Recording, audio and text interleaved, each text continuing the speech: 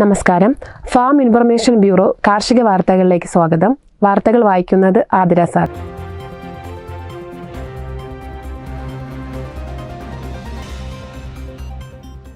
September 2 ലോക നാളികേര ദിനമായി ആഘോഷിക്കുന്നു.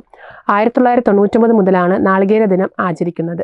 Coconut four family nutrition, health and wellness എന്നായിരുന്നു പ്രധാന സന്ദേശം.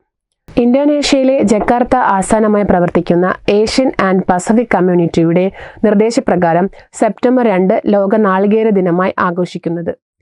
21ാമത് കന്നുകാലി സെൻസസ് രാജ്യത്തെ മറ്റു സംസ്ഥാനങ്ങളോടൊപ്പം കേരളത്തിലും സെപ്റ്റംബർ മാസം മുതൽ ആരംഭിക്കുന്നു. നമ്മുടെ കന്നുകാലി സമ്പത്തിനെ മെച്ചപ്പെടുത്തുന്നതിന് വേണ്ടിയുള്ള പദ്ധതികൾ നടപ്പിലാക്കുന്നതിനും വിവരശേഖരണം അത്യന്താപേക്ഷിതമാണ്. കണക്കെടുപ്പിനായി സെപ്റ്റംബർ 2 മുതലുള്ള ദിവസങ്ങളിൽ മൃഗസംരക്ഷണ വകുപ്പിൽ നിന്നും നിയോഗിച്ചിട്ടുള്ള എന്യൂമിനേറ്റർമാർ വീടുകളിലും സ്ഥാപനങ്ങളിലും എത്തുന്നതാണ്. 3500-ലധികം വരുന്ന സംസ്ഥാനത്തെ 1,06,00,000 വരുന്ന വീടുകളും സ്ഥാപനങ്ങളും സന്ദർശിച്ച് വളർത്തുമൃഗങ്ങളെ സംബന്ധിച്ച പ്രധാനപ്പെട്ട വിവരങ്ങൾ ശേഖരിക്കുന്നതാണ്. നമസ്കാരം, ഞാൻ ജെ ചിഞ്ചുറാണി, സംസ്ഥാന മൃഗസംരക്ഷണ ക്ഷീരവികസന വകുപ്പ് മന്ത്രി. സുഹൃത്തുക്കളെ, കന്നുകാലി സെൻസസ് രാജ്യത്തെ മറ്റു സംസ്ഥാനങ്ങളോടൊപ്പം കേരളത്തിലും വരുന്ന സെപ്റ്റംബർ മാസം മുതൽ ആരംഭിക്കുവാൻ പോകുന്ന വിവരം നിങ്ങളെ അറിയിക്കുകയാണ്. നമ്മുടെ കന്നുകാലി സമ്പത്തിനെ മെച്ചപ്പെടുത്തുന്നതിന് വേണ്ടിയുള്ള പദ്ധതികൾ ശരിയായ രീതിയിൽ ആസൂത്രണം ചെയ്ത് നടപ്പിലാക്കുന്നതിന് ഇത്തരത്തിലുള്ള സമസ്ത വിവരശേഖരണം അത്യന്താപേക്ഷിതമാണ്. കണക്കെടുപ്പിനായി സെപ്റ്റംബർ 2 മുതലുള്ള ദിവസങ്ങളിൽ മൃഗസംരക്ഷണ വകുപ്പിൽ നിന്നും നിയോഗിച്ചിട്ടുള്ള എന്യൂമറേറ്റർമാർ നിങ്ങളുടെ വീടുകളിലും സ്ഥാപനങ്ങളിലും എത്തുന്നതാണ്. 3500-ലധികം വരുന്ന എന്യൂമറേറ്റർമാർ സംസ്ഥാനത്തെ 1,06,00,000 വരുന്ന എല്ലാ വീടുകളിലും സ്ഥാപനങ്ങളിലും സന്ദർശിച്ച് വളർത്തുമൃഗങ്ങളെ സംബന്ധിച്ച് പ്രധാനപ്പെട്ട വിവരങ്ങൾ ശേഖരിക്കുവാനാണ് ഉദ്ദേശിക്കുന്നത്. ഇതിനായി നിയോഗിക്കപ്പെട്ടിട്ടുള്ള എന്യൂമറേറ്റർമാർക്ക് കന്നുകാലികളുടെയും മറ്റു വളർത്തുമൃഗങ്ങളുടെയും കണക്കെടുപ്പ് നടത്തുന്നതിനുള്ള പരിശീലനവും നൽകിക്കഴിഞ്ഞു.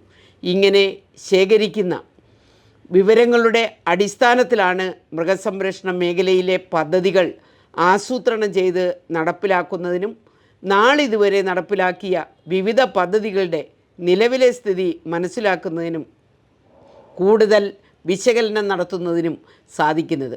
അതുകൊണ്ട് തന്നെ ഈ പ്രവർത്തനത്തിൽ നിങ്ങൾ ഓരോരുത്തരുടെയും സഹകരണം വളരെയധികം പ്രാധാന്യം അർഹിക്കുന്നതാണ്.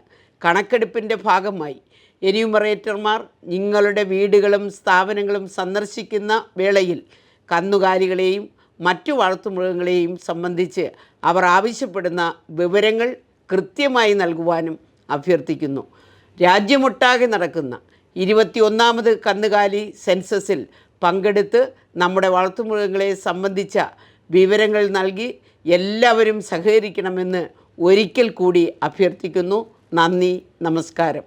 കേരള കാർഷിക സർവകലാശാലയുടെ കീഴിലുള്ള തൃശൂർ കൃഷി വിജ്ഞാന കേന്ദ്രത്തിൽ പഴം പച്ചക്കറി സംസ്കരണത്തിലെ സംരംഭക സാധ്യത എന്ന വിഷയത്തിൽ 2024 സെപ്റ്റംബർ 4 മുതൽ 6 വരെ ത്രിദിന പരിശീലന പരിപാടി നടത്തുന്നു. പരിശീലന ഫീസ് 500 രൂപ. താല്പര്യമുള്ളവർ 9400 48 37 54 എന്ന ഫോൺ നമ്പറിൽ രാവിലെ 10 മണി മുതൽ 4 മണി വരെ രജിസ്റ്റർ ചെയ്യാവുന്നതാണ്.